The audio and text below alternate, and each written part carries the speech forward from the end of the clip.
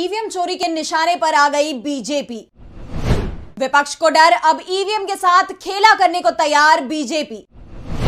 पहले से ही ईवीएम के खिलाफ चल रहे प्रदर्शन।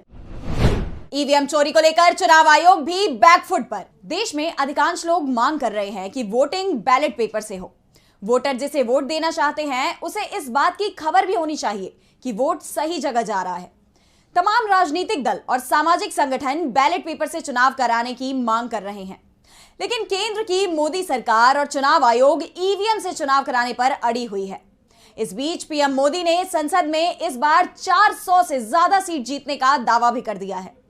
विपक्ष सवाल कर रहा है कि क्या ईवीएम सेट हो गई है, क्योंकि अभी तो चुनावों का ऐलान भी नहीं हुआ है और पीएम संसद में 400 सीट जीतने का दावा कर रहे हैं। वैसे कुछ दिनों पहले इस तरह की खबरें भी आई थी कि जो कंपनी ईवीएम बना रही है उसके डायरेक्टर बीजेपी के नेता हैं।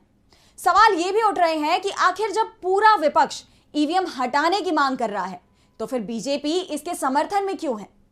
इस बीच महाराष्ट्र से जो खबर आई है उसने पूरे विपक्ष को चिंता में डाल दिया है। चिंता में इस बार चुनाव आयोग भी दिख रहा है कि ईवीएम की चोरी हो गई है। नमस्कार, मैं आराधना। तो आज हम अपनी स्पेशल रिपोर्ट में चर्चा करेंगे ईवीएम की चोरी की। पुणे में चोरी हुई ईवीएम मशीन, चुनाव आयोग हुआ सख्त। 3 अधिकारियों को सस्पेंड करने का चुनाव आयोग ने दिया निर्देश। ईवीएम की सुरक्षा में चूक को लेकर विपक्ष की बढ़ी चिंता। एनडीए शासित राज्य में ईवीएम की चोरी पर उठे सवाल।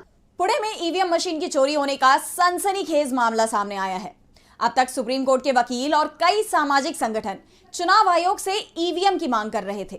दावा कर रहे थे कि आयोग हमें ईवीएम दे और कुछ ही दिनों में हम उस ईवीएम को सार्वजनिक रूप से हैक करके दिखा देंगे।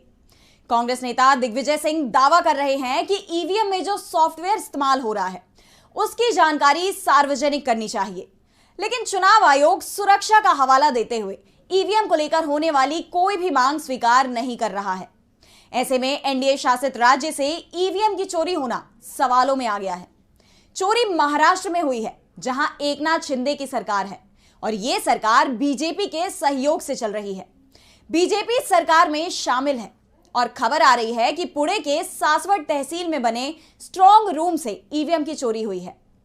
ईवीएम चोरी की खबर सामने आने के बाद चुनाव आयोग ने महाराष्ट्र के मुख्य सचिव नितिन करीर को पत्र लिखा है और 3 उपजिला अधिकारियों को निलंबित करने का आदेश दिया है। ईवीएम की यह चोरी लोकसभा चुनाव के ऐलान से ठीक पहले हुई है। महीने भर बाद ही चुनावों का ऐलान होना है। ऐसे में सवाल ईवीएम की सुरक्षा पर भी खड़े हो गए हैं। राज्य के मुख्य निर्वाचन अधिकारी श्रीकांत देशपांडे ने माना यह गंभीर मामला है। जिस स्ट्रांग रूम से यह ईवीएम चोरी हुई वहां 40 ईवीएम का एक सेट रखा गया था और सख्त सुरक्षा और डबल लॉक सिस्टम सहित सभी प्रोटोकॉल सुनिश्चित किए गए थे। लेकिन सोमवार को स्ट्रांग रूम का ताला टूटा मिला और एक ईवीएम व स्टेशनरी गायब मिली। ईवीएम की चोरी की घटना सामने आने के बाद पूरे प्रशासनिक अमले में हड़कंप मचा हुआ है।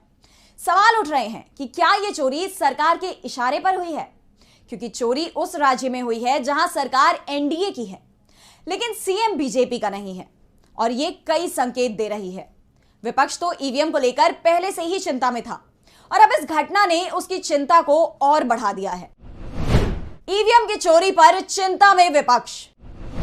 चुनाव में ईवीएम कर सकती है बड़ा खेला। ईवीएम के चिप और सॉफ्टवेयर पर उठे सवाल। क्या ईवीएम को हैक कर मनचाहे परिणाम हासिल हो सकते हैं? लोकसभा चुनावों से पहले ईवीएम चोरी हो जाती है। उस राज्य में चोरी होती है जिसकी सत्ता में बीजेपी भी शामिल है।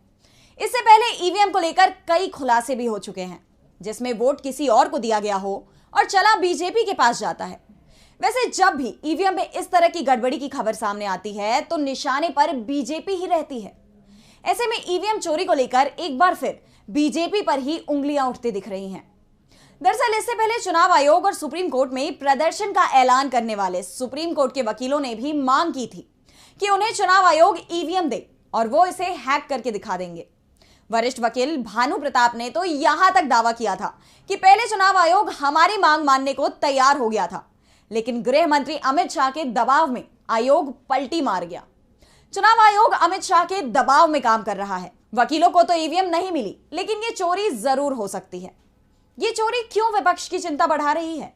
उसके पीछे इसमें लगी चिप है। ईवीएम में जो चिप लगी होती है वो चिप मल्टी प्रोग्रामेबल है। पहले तो चुनाव आयोग इस बात को भी मानने के लिए तैयार नहीं होता था कि ईवीएम में लगी चिप मल्टी प्रोग्रामेबल है, लेकिन अब वो इसे स्वीकार करने लगा है। चुनाव आयोग पहले कहता था कि EVM machine stand alone machine है, लेकिन अब वो मानते हैं कि यह स्टैंड अलोन मशीन नहीं है, क्योंकि इसमें उम्मीदवार का नाम और चुनाव चिन्ह इंटरनेट से डाला जाता है।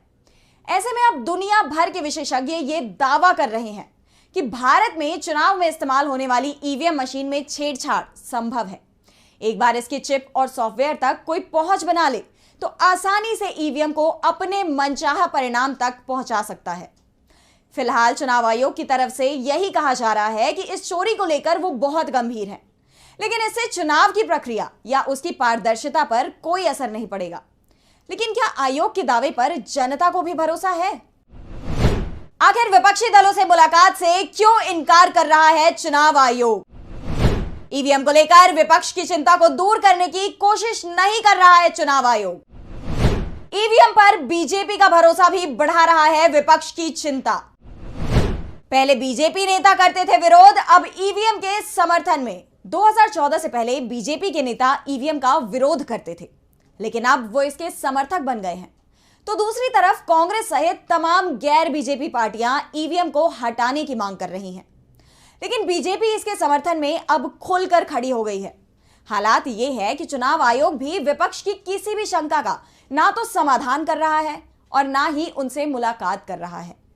इंडिया गठबंधन की तरफ से मिलने का समय मांगा गया था, लेकिन चुनाव आयोग ने यह समय भी नहीं दिया और अब ईवीएम चोरी की खबर जरूर आ गई है, जिससे विपक्ष की चिंता और ज्यादा बढ़ गई है। इस बीच पीएम मोदी का 400 पार का दावा और ईवीएम की चोरी के बीच भी कनेक्शन तलाशना शुरू कर दिया गया है।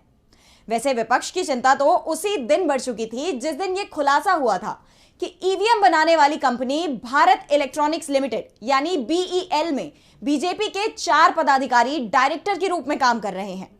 साफ है, ईवीएम में इस्तेमाल होने वाली चिप और इसके सॉफ्टवेयर पर बीजेपी की पहुंच से इनकार नहीं किया जा सकता, यानी अब ईवीएम पूरी तरह से सवालों में है। इस बीच पुणे पुलिस का दावा है कि उसने ईवीएम को बरामद कर लिया है। इस मामले में 2 लोगों को गिरफ्तार भी किया गया है, लेकिन ये लोग किस दल के करीबी हैं इसका खुलासा नहीं किया गया। वैसे ये तो साफ है कि इन आरोपियों को विपक्ष के नेताओं से कोई लिंक नहीं होगा, क्योंकि ऐसा होता तो अभी तक ये खबरें मीडिया की सुर्खियां बन चुकी होती। ऐसे में विपक्ष के पास कई सवाल हैं। सबसे बड़ा सवाल तो ईवीएम पर उठ रहे तमाम सवाल ही हैं, लेकिन चुनाव आयोग ने साफ कह दिया है कि वो ईवीएम पर उठने वाले किसी भी सवाल का जवाब नहीं देंगे।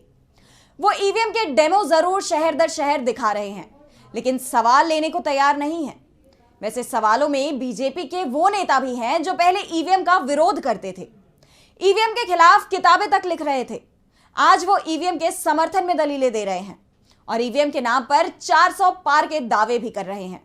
अगर आपको हमारी आज की ये स्पेशल रिपोर्ट पसंद आई हो तो इसे लाइक करना ना भूलें और चैनल को सब्सक्राइब कर लें। नमस्कार। धन्यवाद। आप देख रहे हैं सक्षम समाचार, सच का दर्पण, समाज को अर्पण।